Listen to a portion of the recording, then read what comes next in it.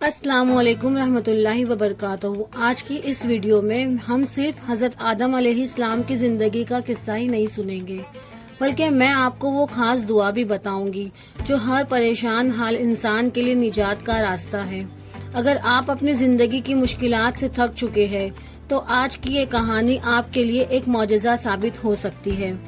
اسلام کی باتیں 100 میں خوش آمدید۔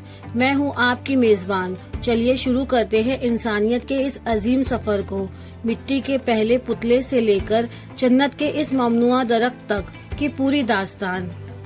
کائنات خاموش تھی، صرف اللہ کی تسبیح جاری تھی۔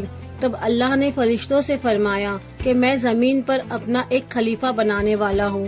فرشتے نے ڈرتے ہوئے پوچھا، اے اللہ تعالیٰ، کیا تو ایسی مقتدر ہستی پیدا کرے گا جو زمین پر خون بہائے گی؟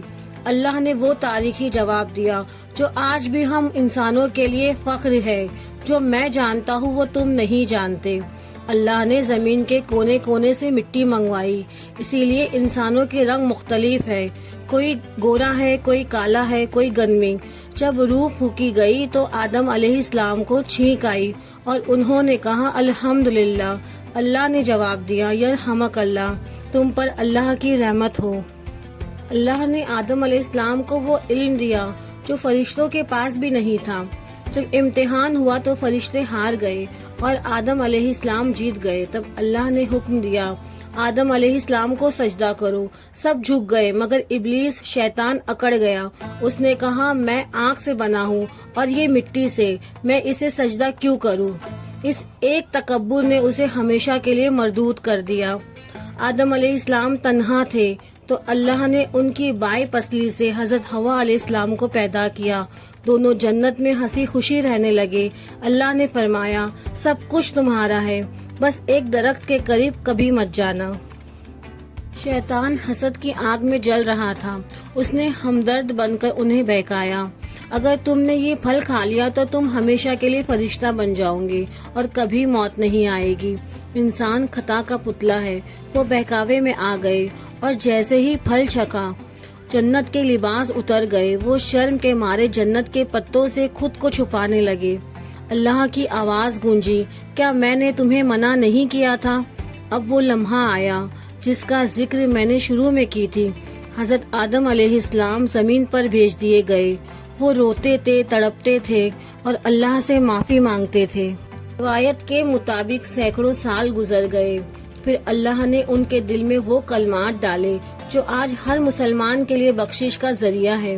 وہ دعا یہ تھی، ربنا ظلمنا انفسنا وان لم تغفر لنا وترحمنا لنکونن من الخاسرین۔ اے ہمارے رب، ہم نے اپنی جانوں پر ظلم کیا اور اگر تو نے ہمیں معاف نہ فرمایا اور ہم پر رحم نہ کیا تو یقیناً ہم خسارہ پانے والوں میں سے ہو جائیں گے۔ جیسے ہی آدم علیہ السلام نے یہ دعا مانگی، اللہ کی رحمت جوش میں آ گئی اور انہیں معاف کر دیا گیا۔ سبحان اللہ۔ اللہ کی رحمت کتنی بڑی ہے۔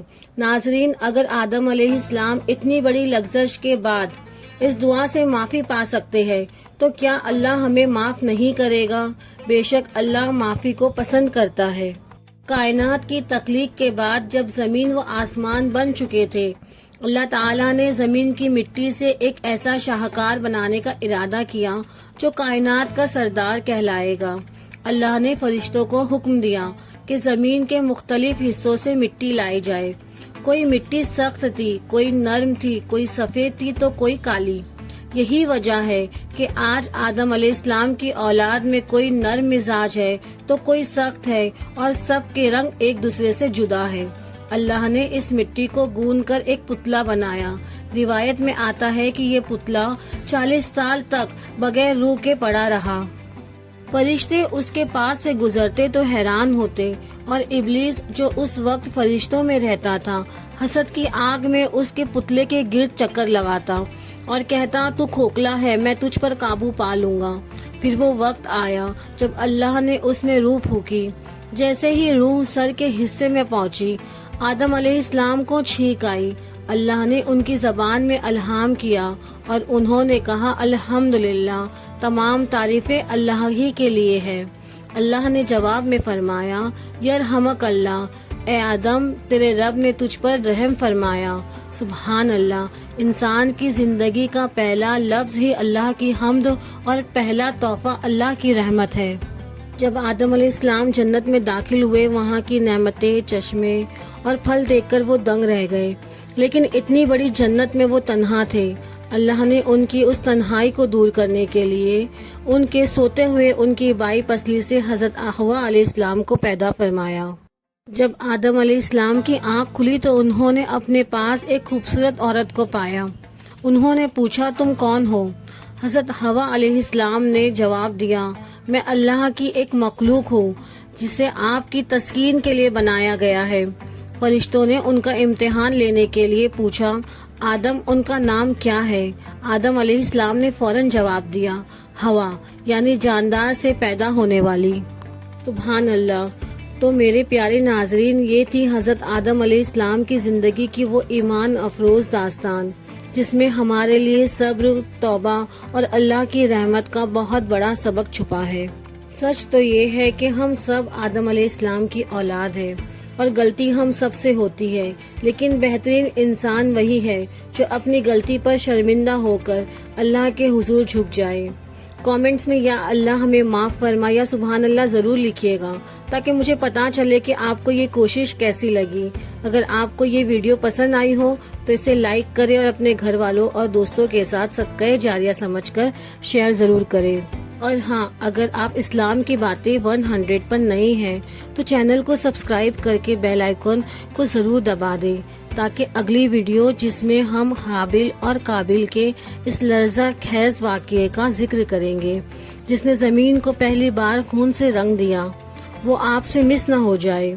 اللہ تعالیٰ آپ کو، آپ کے گھر والوں کو اپنے حفظ و امان میں رکھے۔ اگلی ویڈیو تک کے لیے اپنی بہن نیلوفر انصاری کو اجازت دیجیے۔ فی امان اللہ، اللہ حافظ۔